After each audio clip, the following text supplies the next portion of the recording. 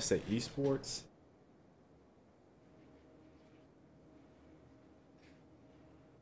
So there's an article, very good article, that Polygon had with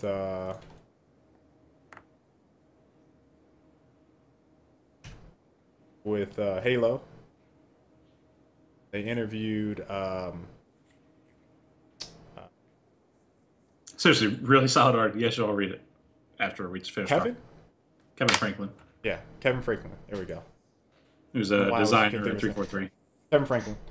Um, so Colin and I discussed after they made the announcement about Halo having 15 free multiplayer maps as it pertained to DLC, and we've had an ongoing discussion. I think we had it with Evolve, we've had it with Gears or other games, Titanfall, where a game will release DLC, you using what we like to call the old model, where you release some DLC, make people pay for it, and then it splinters your community into one DLC playlists, non DLC playlists, but it also makes it more difficult for matchmaking and a lot of other things, finding game, and making the play experience better for all of the community versus paying versus non-paying, right? So there's a couple really interesting things that Kevin Franklin said during the interview that seems to be their philosophy in the studio. And again, as more studios start talking about this out in the public, I feel like it's probably going to start changing the landscape of how publishers or developers think about DLC, and hopefully for us players, or when we're playing these games, it makes the experience better for us. So the concerns that they had were splintering the audience, is what Kevin Franklin said. He specifically said with modes, with old maps versus mode with new maps, and this is something that they saw with Halo 4, where you get a guy and his buddies. The guy buys the DLC, wants to play Slayer on the new maps, and none of his buddy has it. So he's like, well, I'm going to do whatever. I'm going to play a little bit with my buddies, and then I'm going to miss out on some of that DLC action, or I'm going to just play with the DLC action and say, hey, F you guys, pay up.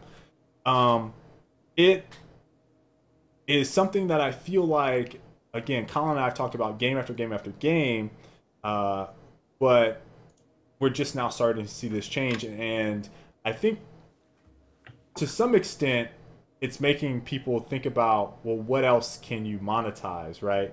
So there's a question that Polygon asked that said basically Halo is a commercial enterprise. It has to make money. It has expectations. When you make a decision to give away so much content, which is a pretty big revenue stream for multiplayer games, do you have to start thinking of other ways you can offset that? And I would say the answer that he gave is a pretty good answer, but it doesn't really directly answer the question. Kevin's response was, I think our main goal is to have our players play the game from one game to the next. That's a much bigger deal for us than worrying about whether or not there's a big burst of DLC revenue. I definitely feel that to maintain a really healthy player base, we want to keep all these players coming back for months and months. That's been our primary focus, and we're Halo fans too.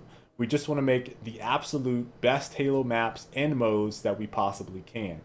That's a great answer. It is honestly like a really great answer. That being said, I think that they're putting things in place, Colin, to monetize in other ways that actually don't have anything to do with maps. That's kind of the weird thing is they've already talked about them, which is the rec packs, Yeah. which they had talked about, I think before E3 or maybe right at the same time. Yeah, 616. So this would have been right around E3. And they talked about those, and it's basically similar to the battle packs from Battlefield in the Yeah. sense that it's requisitions in the form of unlockable weapons and armor, skins, assassination animations, and more. And players will receive rec packs as rewards when they level up, or you can purchase them. And when used in Arena, only cosmetic items will be allowed. So they're removing the kind of gameplay component, which is, I think, if I understand correctly, in Warzone, when you earn your points that you can spend towards purchasing new weapons in the mode, which you can like spawn with a sniper, for example. Uh-huh. Then at the end, you might be able to have like a few slots that you can drop in your rec acquisition. So you could have Okay. like a a Gauss Warthog as an option, right? Okay. And that may have a slightly higher cost in game. So it's kind of like being able to spec out your character in a way and be able to have some different options there. So that will be the only gameplay impact from the packs is in Warzone you can use that. But yeah, it's weird that they've already talked about what the rec packs are and that they'll be purchasable, and a portion of sales actually goes towards the HCS prize pools, which they had mentioned. So all the stuff they'd already talked about, it's weird that he just completely dodged the question there. And he's just Yeah. like, he didn't be like, well, we're also doing this rec pack thing. But really, I think he could have said, we're doing this rec pack thing. But really, the bigger impact for us is to have people playing until our next game comes out, which is a huge sale. Like, that's a huge boost in sales, right? To be able to have a continued community across all of our titles, which Exactly. doesn't wane. Like, there's huge value in that. And then it also leads to more sales of other Halo products. Like over time, we've seen obviously lots of different T-shirts and figurines, and like it's a brand, right? Right. So I think having that persistent presence in people's lives has its own kind of monetary side things, which is where I think they could have pushed the question. But it's a good answer regardless, and I think it's the correct goal as well to keep people from title to title. Yep. Do you feel like do you feel like his answer is one that more developers will start to say, or do you feel like what they're going to say is, well, this is the other thing? Are they just going to give the direct answer of like, let's talk about money, right? That's a weird thing, Well, right? In how about the gaming. contrast between this answer and fucking Destiny over the past month? How about that contrast? We Since can that's go what you're there. really getting at, right? Like, let's compare Destiny and this approach, like, and the fallout from each. So it's absolutely ridiculous. You look at like what Destiny's trying to nickel and dime people for, versus Halo. Like, hey, we just want people playing our game all the way through. And it's extra weird for Destiny because they are building a game which needs players to stay all the way through till the next title. Yeah. Like, it's crucial for Destiny that the people stay so they can purchase the next main title. Uh, and it's really weird that they're nickel and diming, and Halo, I think, is going in the right direction. Um, that said, I think they obviously, as a consumer, it's like, well, yeah, of course, Halo's the right direction because we get shit for free, right? But at the end of the day, like someone has to make the books work, and then you have to acknowledge the fact that Halo also has the distinct advantage. They're selling consoles, right? Yeah. It's Yep. a first-party game. They're selling consoles. When people buy Halo 5, it's because they have an Xbox One, and people will purchase Xbox Ones just to be able to play Halo 5. And that is a huge portion where they can go back and say, hey, look, we're losing money on the DLC stuff that we would have had otherwise, but we have more players than ever before, which means probably we're selling more consoles. So Right. can other games approach things the same way and still have the same bottom line? Who knows? That's a I good point. personally think you can. I also personally think the $60 title is something that's going to go away over the next 10 years, for MP at least. We'll For see. MP. For MP. We'll see. I think there's a couple things that may work out eventually. But all right, so there's that.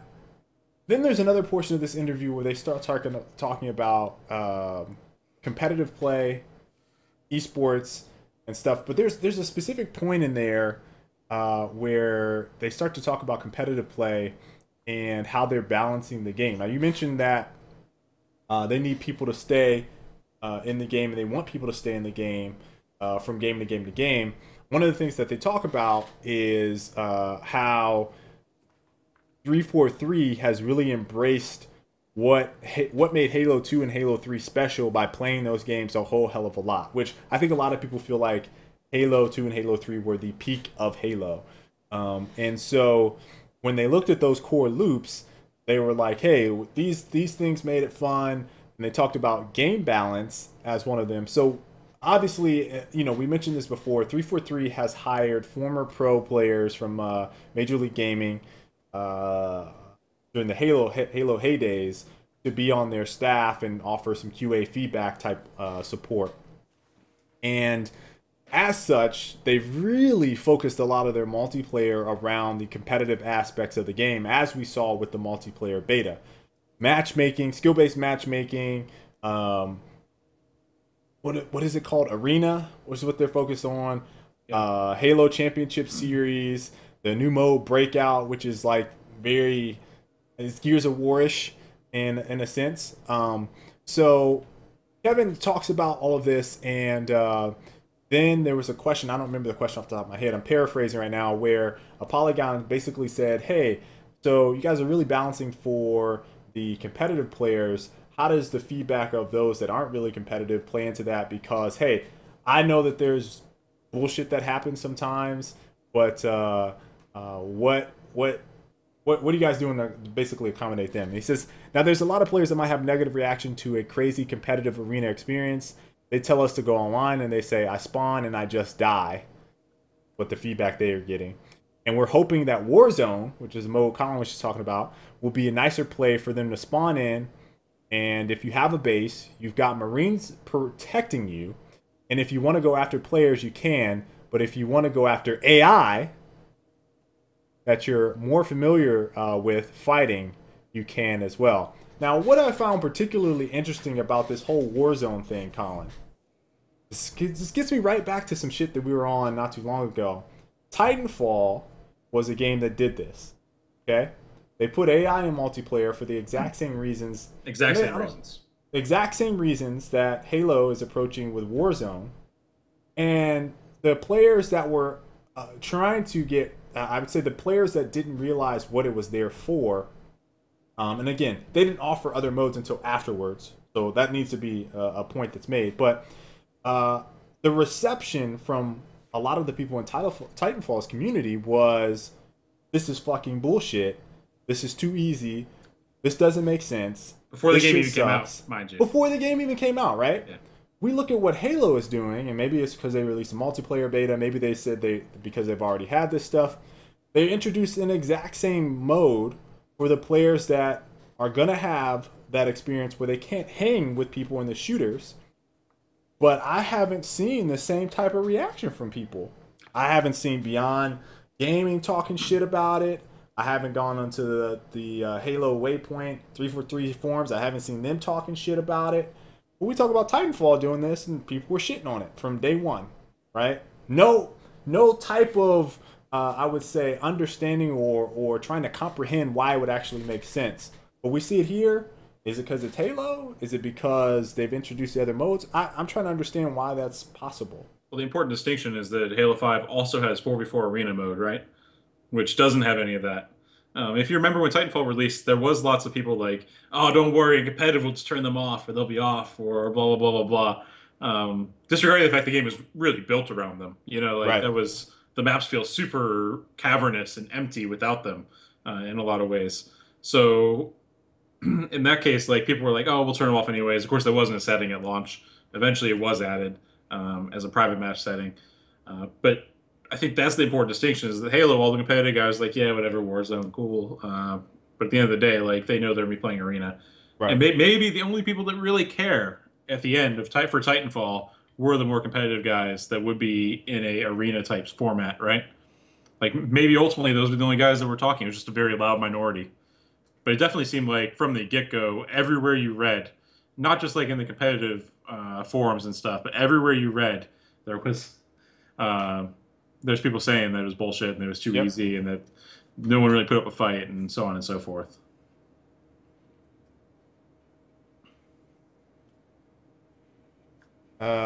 We got two people spamming in here. We got Tyroid talking about Holder and Snoop Dogg. So I feel like if you continue on your ways, guys might get banned. That shit is here. Stop.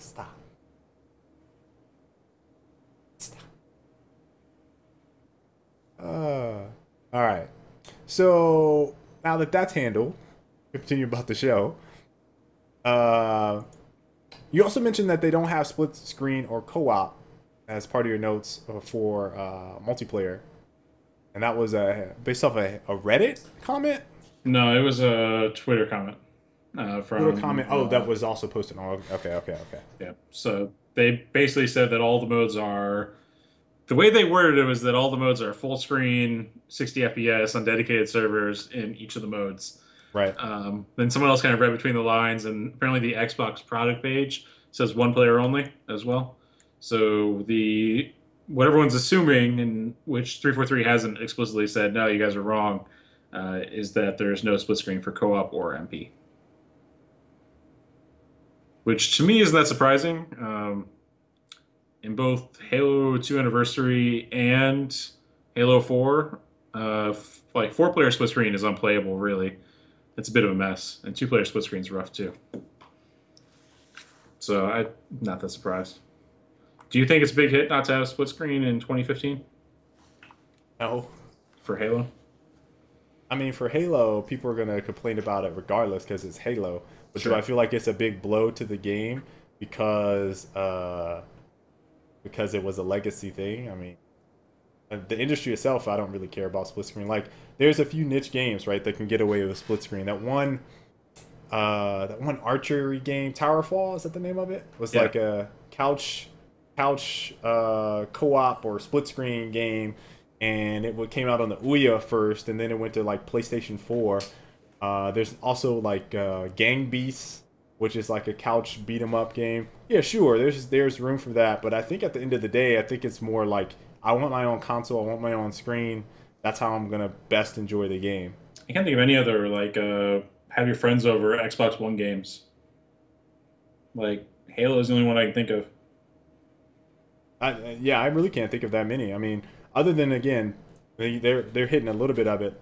Other than playing like campaign co-op, Yeah. there's literally no other reason I would play co-op. Like I'm gonna tell like here's the scenario, right? If I want to play split screen, 9 times out of 10, it's like I play split screen on Call of Duty with Christy, or I have to play split screen offline with some other, my brother back in the day where we would play split screen offline. But now it's like, why would I do that? I want to go play online. I don't want to play split screen with my brother and just do 1v1s. That's stupid. So I don't know. I'm not an advocate for split screen because I don't use it a whole lot. There's very rare cases, so I can see people complaining about it, but Yeah. I mean, if you're online and you're like your brother wants to play split screen, you're probably gonna be like, no, dude, I'm playing online right now. Then he's gonna be like, Mom, blah blah blah, won't let me play split screen. Then he's gonna have to play split screen, and then eventually that's gonna turn into them bickering, and then the parents are gonna end up buying another console anyway. It's really hard to support too. Like just about every modern game now is using asset streaming, where like you're only loading the stuff that's in front of you, and then like as you turn, it's like loading the stuff in as you turn, and then it's unloading all the stuff that you just turned away from. And when you have two people on screen, then you're loading twice as much stuff depending on where they're looking. Yeah. So like if you do that on a four-player split screen, you're basically loading the entire map all the time on your box, and with higher resolution textures than ever before, it's rough. So again, I'm not really surprised. So that's another thing, and then the last thing I want to cover here is esports and Halo. Okay, so we mentioned I started to talk a little bit about the game balance. They were talking about the folks, specifically the pro players and what they're looking for. And in this article, they talk about wanting to have Halo as an esports title. Now, this is, I would say, in direct opposite of what Bungie kind of did when they had Halo. They didn't really talk about esports. I mean, that wasn't Deliberately even a trying to term. put it down in some cases. Yes, in some cases they did. They did attend a couple MLG events. I don't know who was all involved with that at the time, but they were like towards the later parts of like 2010-ish. I remember them being there, 2009. But is it acceptable? Again, I kind of feel like it's taboo at this point. If you're a developer and you say, "Yeah, it's specifically using the terminology esports." Is it acceptable for them or other studios at this point to directly target and say esports communities rather than just saying, yeah, we're trying to make a competitive game? Yeah, it's hard to say because with Halo, like they're already pretty all in on the idea. The Halo Championship Series is like very deliberately following a similar format as the LCS Yep. from League. So like they're already like, hey, this is the format that we're going to try and push with our game. And Halo is a big enough brand, and they have enough money behind that to kind of carry it potentially through the growing phases. It may be one of the few cases where you can kind of do that with a game from the get go. That said, like the end legs of Halo 4, and maybe like even now, there really isn't a large enough scene to kind of justify it. I feel like a strong esports focus versus just supporting esports kind of from the sidelines. But when Halo 5 drops, maybe they'll kind of get that burst to like kind of push them over the hump. It will initially. I think so.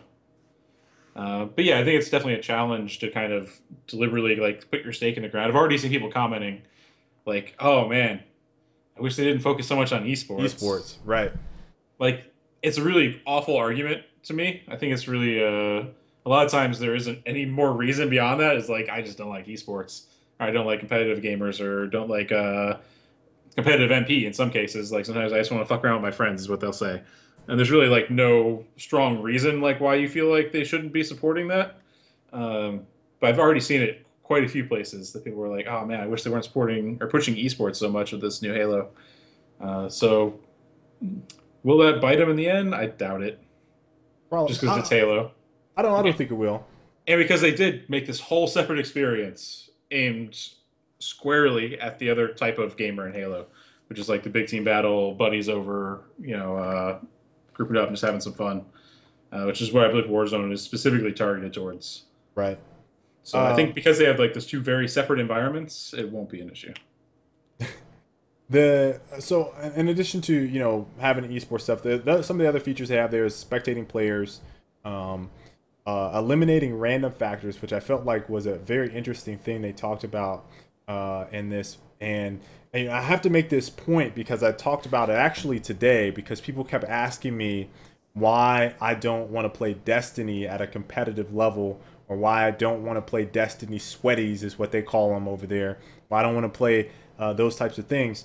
When you look at how 343 is approaching this, and you have pro players, actual pro players, not people that are like really good at Destiny and they've never been. Some of those dudes are former Halo guys. They're like semi pros or whatever, and they're sitting there like, yeah, let's play sweaties.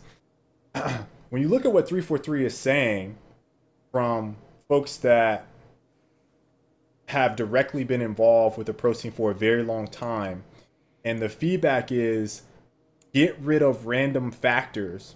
And you look at a fucking game like Destiny and you say, I want to play this game competitively. They have, there's literally perks that say you will get a random chance to get more damage that turns weapons into 2 shots or 1 shot. And it's like, as well as things that change the speed that your meters go up. Right. Yeah. So then, instead of accepting that the game is not and was not built to be competitive because of the idea of having random factors determine if you're going to win or lose a firefight, you look at what 343 is doing, I am all for the philosophy of eliminating random factors, specifically as it pertains to esports or competitive gaming, because I don't want to die randomly. I want to know that you beat me fair and square without any type of random elements affecting it. So they were talking about things like spawn points, weapons, just having the philosophy that if it is not random, it will therefore be better for the player. That's what makes sense from a competitive standpoint. And they have, and I was reading this article, they said they've kind of embraced that, right? So I find it hilarious in some ways to see some of the things to Colin. This is what they're already doing in the Destiny community. They'll be like, let's use Thorn, which is a weapon that we're not going to ban, but we're going to ban you using this perk on this weapon because that's OP. And now they're starting to systematically go through some of these weapons in Destiny and say, this is banned because in competitive play, in sweaties, it doesn't make the game good. And it's like, oh my God. What is this? This sounds like all this shit all over again. This is why you can't... This is why it just doesn't work. Like if the game isn't built for it, and Bungie isn't actively trying to pursue that, in some ways they are with the arena stuff, but ultimately the game is not built for competitive play. So me seeing this, I was just like, I needed to hear that. I needed to hear that. I'd have a long list of stuff from Destiny to remove. Long list. So I had to mention that before we signed off with the esports and Halo thing. Ultimately, I am happy to see the direction they're taking. I'm a little concerned. I feel like I don't actually know what's going to happen. I think that Halo as a brand, especially with recently the Master Chief Collection, took a pretty big blow. In addition to having all these other games come out and chip away at what was once maybe the pinnacle of Halo in terms of a competitive environment, and I'm hopeful. I want to see what the future looks like for the game, but I don't necessarily have extremely high hopes that it's going to be bigger than Counter Strike, for example. Like it's not going to be the de facto. It could be big on Xbox for a little while, depending on how much money Microsoft throws behind it and how long 343 supports it, and if the community actually is with that, or are they on the Call of Duty ban? Well, Call of Duty is going PS4, so hey, there's that. So maybe so. No one's jumping to Halo from COD. Maybe so. That'd be an awful career move. Look, I love the Halo guys. I really hope that the HGS is successful because I want really more just console esports in general because I feel like there's a really strong community for it. But Halo has a big hill to climb, I think, with the esports stuff. Right. Specifically, like they haven't really hit the point where like every game, I swear, every single game I've seen hits like this 15K mark, like 10K to 15K, and it's just like this big barrier, and like getting past that without people eventually just getting bored of like the same thing over and over and over is really difficult, and it just starts going down. And like Smite's a game that like has stayed at that for a long time and hasn't died somehow, which is I think the reason that they can have a big championship at the end of the year and have a reasonable viewership for that and like big push for it. I don't know if Halo can like hold that same level the entire year. I'd be interested to see. I don't feel like. I mean, I looked at some of the numbers from. We actually got tweeted by. I did by. Somebody that was talking about the numbers. They hit 12K. They had 12K over the weekend. Trevor Guzman. They hit 12K. Yeah, I watched the finals.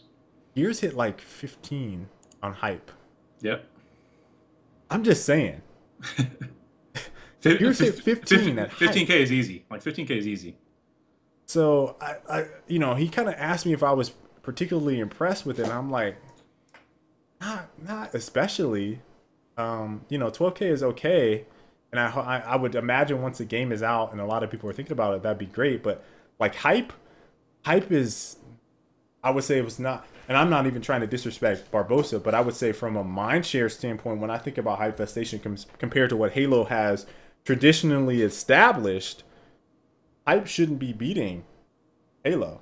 Especially when you consider the cost involved in the Halo Championship Series. The cost, the names, just running that. They have people working full time.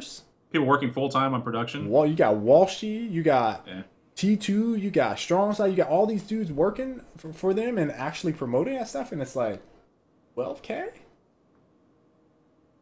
So look, I don't know. I think it's worrisome. We'll see how I think their finals is in a month. We'll see how that goes. But then they have 3 months of nothing. Maybe there'll be some online cups and stuff, but there's no other big events for 3 months until Halo 5 comes out. And then who knows how long until they have a LAN for Halo 5. So it'll be interesting to see like how much momentum they lose from that as well.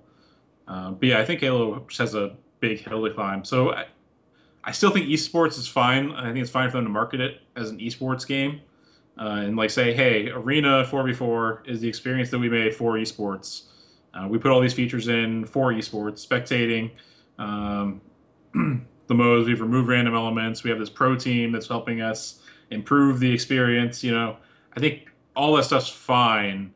I don't think it hurts the game because the Warzone is such a massive package, right. And like it's really like caters perfectly to the other audience for Halo. I think the the target group or what, I don't care what the term is, but I think it looks so perfectly for that audience that it doesn't really hurt them that they focus so narrowly on the other one. That said, man, people have to be excited about it. So like if it comes out and they made this thing for esports and the esports guys aren't excited about it, then I think they're having some trouble. Like it needs to get everyone super excited. I would agree. There needs to be a lot of excitement around it. I know we have some Gears guys on our channel too. Like Gears guys should be rooting so hard for the Halo Championship Series. Yeah, so hard. Because you're likely going to see the same thing for Gears. Just saying. Possibly grouped together. Rod didn't throw it out. Said that's very possible. And have we or have we not been